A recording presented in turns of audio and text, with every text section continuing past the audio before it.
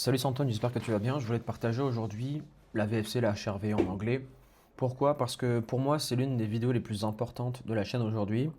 Si aujourd'hui, tu es un athlète aérox professionnel ou amateur et que tu veux aller au très très haut niveau, il faut créer des adaptations, il faut créer de la surcompensation, mettre en place de la charge progressive, des semaines de deload, oui, mais tout se pilote avec bien dormir, les ressentis quotidiens, mais surtout ta VFC. Et la VFC, c'est ton indicateur de si oui ou non ton corps assimile bien les charges d'entraînement. Et plus ta VFC est haute, plus ça veut dire que soit tu assimiles bien la charge d'entraînement, soit que tu t'entraînes pas assez, donc tu peux appuyer sur la pédale. Et bien évidemment, il n'y a pas que ça, il y a le ressenti aussi, toi que tu as, les douleurs que tu peux avoir derrière la nuque, derrière la tête, qui sont synonymes de surentraînement. Mais moi, je te fais cette vidéo aujourd'hui, pourquoi? Parce qu'au mois de mars, j'étais dans le pic, dans un pic de forme de dingue, dans le meilleur niveau de ma vie. J'allais faire ma fin de saison Aerox pour faire le sub 1 heure et tout exploser. Je suis tombé dans ce qu'on appelle le surentraînement, l'overtraining en anglais. J'ai fait un burn-out complet. Le burn-out, ça veut dire que je courais à 4,45, 5,00 en zone 1 en footing. Du jour au lendemain, je passais à 6,37. Je ne pouvais pas faire plus de 3 km, sinon après, je passais directement au seuil, en zone 4. Et dans le partage d'écran, je vais te le montrer. De, Tu vois ici, là au mois de mars, moi c'est exactement le 22 mars. C'était la semaine durant les Aerox de Toulouse en double mixte. On a quand même fait 58-15, mais j'étais en burn-out complet. J'ai explosé au run, au set push, mais je me suis accroché, mon épouse m'a beaucoup aidé. Et on a fait un temps honorable. Mais ce que je veux te dire, c'est qu'on va analyser ce qui se passe réellement durant la prépa. La VFC, comment je l'ai mieux géré? Je l'ai géré avec deux choses. Avant, je faisais 4 semaines de charge, une semaine de deload. Maintenant, je fais 3 semaines de charge, une semaine de deload. Le magnésium m'a beaucoup aidé au niveau des compléments. Au niveau des compléments alimentaires, j'ai ajouté du magnésium. Ça aide à la reconstruction du système nerveux durant la nuit. Et je peux le constater au niveau de mes scores. Regarde. Là, tu vois, de février jusqu'à mai, j'avais 60. 60 au niveau de ma VFC, sachant que, je le précise, du 30 avril jusqu'au fin mai, je ne m'entraînais plus. Je m'entraînais très peu, je faisais un peu de vélo, un peu de muscu, mais je m'entraînais pas du tout. C'est dommage, j'aurais dû demander à Claude de me faire des comparaisons avec les heures d'entraînement, mais j'étais à maximum 5 heures par semaine. Allez, même pas, 4 heures par semaine. Et ma VFC est encore plus basse qu'aujourd'hui où je m'envoie entre 10 et 15 heures par semaine d'entraînement. Et quand tu peux le voir aujourd'hui, j'ai eu un gros creux et ma baseline elle était à 55, 60. Et le meilleur, c'était 77. Ah, pardon, ça c'est le mois d'août. Mais on va faire le comparatif. Là, tu vois, VFC, baseline 64 qui est tombé à 55. Le plancher, c'était 51 au mois de mai. Là, aujourd'hui, je suis à 76. Baseline, elle est à 66. Donc, je suis passé de 55 à 66. C'est énorme parce qu'en fait, chaque jour, même si je m'envoie des hard days, je récupère super bien pour le lendemain. Ça veut dire que je pourrais m'entraîner encore plus dur, oui. Mais je préfère faire les choses intelligemment. Mettre un tout petit peu moins d'intensité. J'ai un, j'ai un partenaire d'entraînement avec qui parfois on fait des séances. Lucas, il me dit: ouais, Antoine, sur ta séance, parfois il y a marqué 8 fois 1000 mètres. Et parfois tu t'arrêtes à 6 ou 7 et derrière tu rajoutes de la VMA. Oui, parce qu'en fait, je sais exactement que si normalement je dois finir mes 8 fois 1000 avec 2 à 3 répétitions de réserve. Sauf que aujourd'hui c'était pas le bon jour. Donc j'ai préféré arrêter une de rep avant et rajouter de la VMA au lieu de créer de la fatigue inutile. Donc tu vois la baseline ici 66. Bon, aujourd'hui, sur Coros, c'est la charge d'entraînement, mais ça, on s'en fiche. J'aurais dû mettre mes scores de sommeil. Mes scores de sommeil aujourd'hui, je suis sur 100, je suis à 93 de moyenne, un truc comme ça, c'est abusé. Mais regarde, là, ce qui est fou, c'est que maintenant, là, et je le sens maintenant, là, j'ai un gros pic, j'explose tout. C'est-à-dire que moi, en gros, ma VFC, je ne sais pas si je l'ai là. Oui, baseline moyenne, 61. Mais en gros, moi, dès que je passe au-dessus des 65, je crois, je suis en VFC élevé. Et là, tu peux le voir que sur la répartition des nuits, donc dans la normale 15, là 25, mais tu vois, au mois de février, j'ai passé un tiers du temps très bas. Et c'était le mois, donc très bas, c'est sous la normale, ça veut dire que j'étais complètement, un système nerveux complètement cramé. Et comme par hasard, c'est le mois où j'explose au mois de mars. Je préfère en fait le burn-out et tous les surentraînements ne se font pas du jour au lendemain. Ça se fait avec un effet cumulé sur plusieurs semaines. Et là, tu peux le voir que même en arrêtant de m'entraîner, au mois de mars, je suis dans la normale. Là, je suis dans la normale. Là, au mois de mai, je suis dans la normale. C'est-à-dire que sur 30 jours, j'ai eu aucun mois de surcompensation. Enfin, j'ai eu aucun jour de surélevé. Normalement, j'aurais dû avoir de la surcompensation, je m'entraîne plus, je dors mieux, etc. Non, burn-out, il a duré pendant 2 mois. Ah, c'était long. Et là, tu vois, juste, j'ai demandé la deuxième quinzaine de juillet, et début août, je suis déjà à 8. Je suis déjà à 8, au-dessus de la moyenne. Et je n'ai plus touché le bas. J'ai dû toucher le bas une seule fois. Après, c'était après une séance difficile et j'ai voyagé de Bordeaux à Andorre. C'est tout. C'est tout. Et là, je suis toujours surélevé. Voilà. Et on peut le voir ici, au niveau des mois. Mois de février, 58. Ok. Baseline moyenne 61. Le max, 78. Alors attends, 58 baseline qui a augmenté. Non, là, je suis à 66. Ça veut dire que j'ai gagné 4 points par rapport à février. 5 points par rapport à février, 4 points par rapport à mars. Avril-mai, là, c'est complètement une explosion totale. Nuit max, nuit normale, 6. Putain, je suis à 6. Je suis à 8. Tu vois, les nuits normales, je suis déjà à 8 sur dernière semaine, sur une vingtaine de jours d'août. Et là, ça explose. Là, tu peux le voir que ça baisse énormément à 9. Ça, on l'a déjà vu. Ce que ça veut dire concrètement, une baseline qui monte en charge constante, c'est le signe que le corps passe moins de temps en dette. Il est répare, il s'adapte, il surcompense au lieu d'encaisser. Donc aujourd'hui, je fais le même travail qu'en hiver, mais il me coûte beaucoup moins cher nerveusement.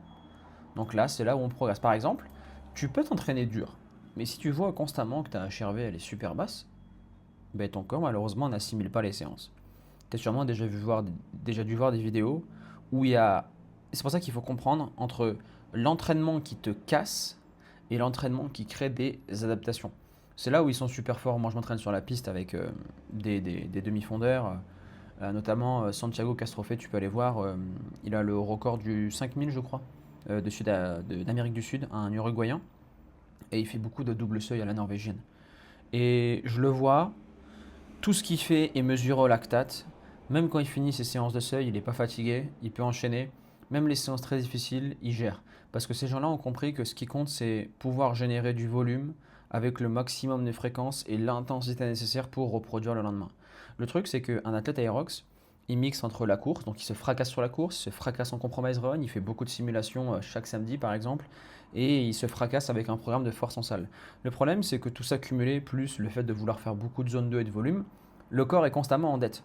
On ne crée pas des adaptations, on crée des dettes, et la dette derrière va emmener à une perte. Une perte nerveuse, ce qui peut créer des contre-performances, des surentraînements, ou ne jamais tout simplement atteindre le pic de forme, et tu perds des semaines et des semaines à vouloir avoir la mentalité, s'entraîner dur, la souffrance, blablabla. Non.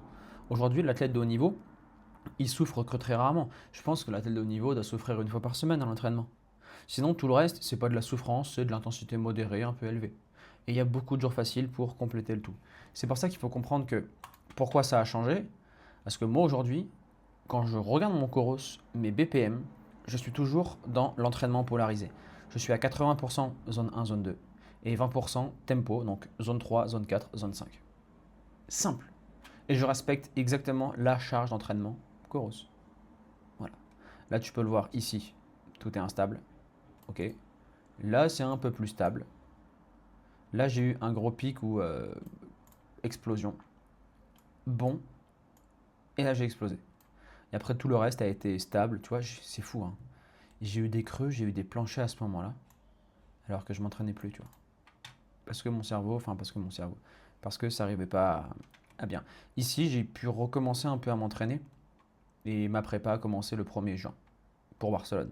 Tu vois, parce que j'ai vu que ma VFC moyenne commençait à bien remonter et que mon système nerveux, voilà. Tu peux rien faire, hein, tu fais tous les tests sanguins, etc.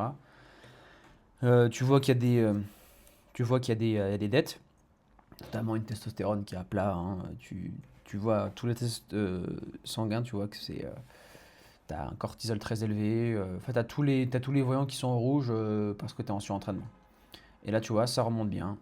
Et là, tu vois, c'est fou, hein, c'est ma semaine record. du 3 au 9 août, la semaine d'avant, c'est ma semaine record. Alors que c'est ma semaine où je me suis envoyé 90 bornes.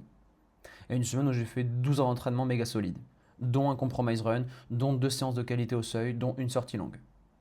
Et dont un retour de Bordeaux à Andorre en voiture. Ma HRV, elle bouge pas. Elle est efficace. Parce que tout est bien fait. Là, je suis dans ma semaine de deload. Donc c'est pour ça que la nuit du 11 août, là, je suis à 84. Ça augmente vraiment bien. Je suis au plus haut. Parce que j'ai enfin l'effet de surcompensation. Normalement, à chaque séance, normalement, à chaque deload, allez, la 3e semaine avant ton deload, qui est la 4e semaine, tu peux avoir une petite dette de VFC. Mais par rapport à ça, ça va rebondir durant ta semaine de deload. Par exemple, un mec comme Josh Van Zieland, Cole Learn, ils ont le même coach. Et aussi Tanguy Cruz. Il s'appelle Chris et des poussières, je me rappelle plus de son nom de famille. C'est un mec avec le processus Morpheus, tu peux aller voir un Morpheus. Ce qu'ils font, c'est que c'est un cardio-fréquence-mètre ou une montre. Donc tu l'as sur Garmin, mais ils estiment que c'est beaucoup plus précis. Tous les matins, pendant 5 minutes, hop, la HRV fait le point. Si elle est haute, basse ou moyenne, on adapte l'entraînement qui va suivre. Basse, je réduis l'intensité ou je réduis le volume, mais je garde la même intensité. Moyenne, c'est cool. En fait, c'est pour comprendre à quel point l'athlète est en dette ou en bénéfice, en surcompensation. Parce que le rôle d'un coach, ou du moins le rôle d'un coach, c'est ok, je fais une prépa, je fais une programme en athlète, c'est génial, tout le monde peut le faire ça. Mais ce qui fait la différence, c'est manier les pics de forme et manier à quel point ton athlète est sur la bonne route ou non. Et on peut anticiper des blessures, des burn-out, des surentraînements, des contre-performances, on peut tout anticiper. Parce que si tu n'anticipes pas ça, ben, la HRV est hyper basse. Moi par exemple, je me suis blessé 2 fois. Avec une HRV basse, j'ai eu des tendinites au tendon d'Achille parce que je répétais trop. Et nerveusement, j'étais cuit. Il n'y a pas que ça, mais c'est en partie. Et surtout, le jour où je me suis fait une hernie discale 2 semaines avant l'Aerox de Nice, en 2026, j'avais une semaine de HRV pourri et j'ai voulu faire un strict press, enfin un développé militaire debout et je me suis bloqué le dos. Voilà. Ça explique pas tout, bien évidemment, mais j'aurais pu le détecter avec la HRV. Maintenant, quand je vois une HRV basse avant une séance précise, je sais exactement quoi faire. Si c'est juste le premier jour, je réduis un peu l'intensité, mais si je vois que c'est 2-3 jours de HRV bas, là, il va falloir que je réduise l'intensité et que je revoie la prog. Voilà, je voulais te faire cette vidéo parce que c'est très important de le partager et on ne s'entraîne pas au dos mouillé. Ok, on regarde les chiffres en avance. Et moi, ma HRV, c'est ma montre Pace Pro 3 de Coros qui la calcule toutes les nuits. Voilà, fin de la vidéo et j'espère que ça pourra t'aider. Ciao.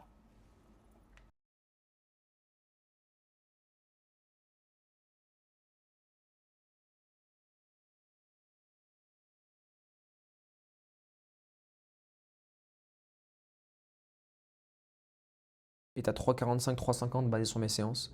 Et Coros me dit 4,01, mais bon, c'est pas grave. Voilà, 3,45, 3,50, c'est mon entre SV1 et SV2.